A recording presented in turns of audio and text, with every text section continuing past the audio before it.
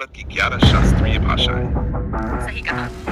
भारत एक भाषाओं की भूमि है, प्राचीन, विविध और शक्तिशाली। आप जानते हैं कि भारत में कुल 1652 भाषाएं हैं, जिनमें उपभाषाएं भी शामिल है, और इनमें से 22 को संविधान में आधिकारिक भाषा के रूप में मान्यता प्राप्त है। अद्भुत। भारत ने हाल ही में 5 और भाषाओं मराठी, बांग्ला, असमियाली और प्राकृत को शास्त्रीय भाषा का दर्जा दिया है, जिससे कुल संख्या 11 हो गई। पहले 6 भाषाएं थी, तमिल, संस्कृत, तेलुगु, मलयालम, कन्नड़ का और हाँ, संस्कृत के गहरे ऋग्वेद से लेकर सुरम्य तमिल के तिरुक्कुराल तक प्रत्येक भाषा प्राचीन ज्ञान और संस्कृति का प्रमाण है। और तेलुगु की महाकाव्य जैसे महाभारत या कन्नड़ का लयबद्ध काव्य राजमार्ग सभी भारत के अतीत में गहराई से जुड़े हुए हैं। मलयालम का रामचरित और उड़िया का शिलालिपि अद्वितीय सांस्कृतिक विकास को दर्शाते हैं। मराठी की आध्यात्मिक ज्ञानेश्वरी और बांग्ला की आकर्षक गीतांजलि लाखों लोगों को प्रेरित करती है। और यहाँ कुछ दिलचस्प है, असमिया बांग्ला के साथ प्राचीन चार्यपद को साझा करता है, लेकिन दोनों अपनी स्वतंत्रता में फलते फूलते हैं। हाँ, ये दिलचस्प है ना? और पाली जैसी भाषाएं, जिसमें बौद्ध त्रिपिटक है और प्राकृत का जैन आगम, प्राचीन भारत के आत्मिक ज्ञान का पुल बनाते हैं। देखें ये भाषाएं कितनी समृद्ध हैं। सर्वप्राचीन वेद संस्कृत में ऋग्वेद में लिखा है, एकाम सत विप्र बहुधा वदन्ति, सत्य एक है लेकिन ज्ञानी इसे विभिन्न तरीकों से व्यक्त करते हैं, जो लगभग 1200 से 1500 ईसा पूर्व में रचित है।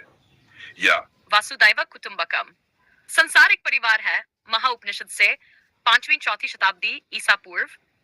या सर्वे भवन्तु सुखिनः, सभी सुखी हों, बृहदारण्यक उपनिषद से 9वीं-6वीं शताब्दी ईसा। तमिल भाषा से यादुमरुम खिलीर, सभी नगर हमारी नगर हैं, सभी लोग हमारे अपने हैं, पुराणानुरु से कनियन पुंगुंदनार द्वारा सी 200 ईसा पूर्व।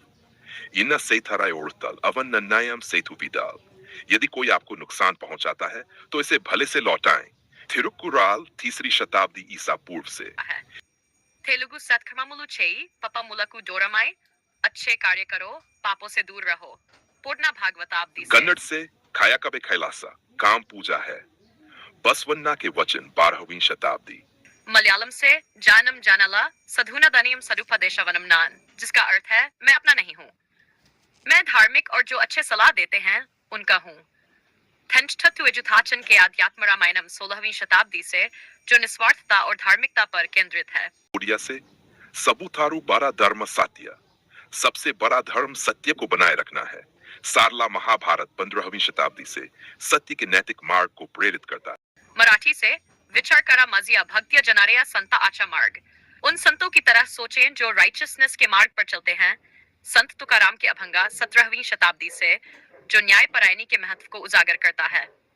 बांग्ला से शोबार ऊपर मनुष्य शोतो तहार ऊपर न्याय, चंडीदास द्वारा लिखा गया, जो 14वीं शताब्दी के एक प्रसिद्ध कवि हैं। इसका अनुवाद है, सबसे ऊपर मानवता सबसे बड़ी सत्य है, इसके ऊपर कोई नहीं है। ये मानव मूल्यों के महत्व को प्रमुखता देता है। या जोड़ी तोर डाक सुने को ना आशे तो बे एकला छोलो रे, यदि कोई आपके आह्वान का उत्तर नहीं देता तो अकेले चलें।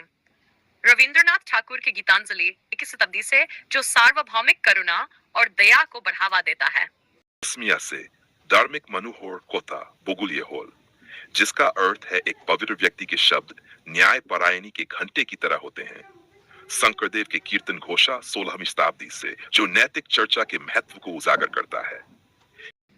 कीर्तन घोषा काव्य रचनाओं का एक संग्रह है, जो मुख्य रूप से मध्यकालीन संत श्रीमंत शंकरदेव द्वारा ब्रजावली भाषा में रचित है, जिसने एक सरल धर्म में सामुदायिक सद्भाव लाया।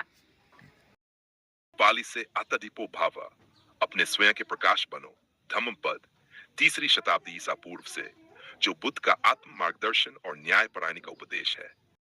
प्राकृत से अहिंसा परमो धर्म, अहिंसा सर्वोच्च धर्म है, जैन आगम 5वीं पहली शताब्दी ईसा पूर्व से, जो अहिंसा के सिद्धांत के माध्यम से सार्वभौमिक भाईचारे को उजागर करता है। ये इस बात का प्रमाण है कि हमारे विविध संस्कृतियां सभी एक साझा अतीत से बंधी हैं। भारत की शास्त्रीय भाषाएं वास्तव में हमारे अतीत की रक्षक हैं, हमारे भविष्य की आवाजें। सर्वे भवन्तु सुखिनः, सभी सुखी हो।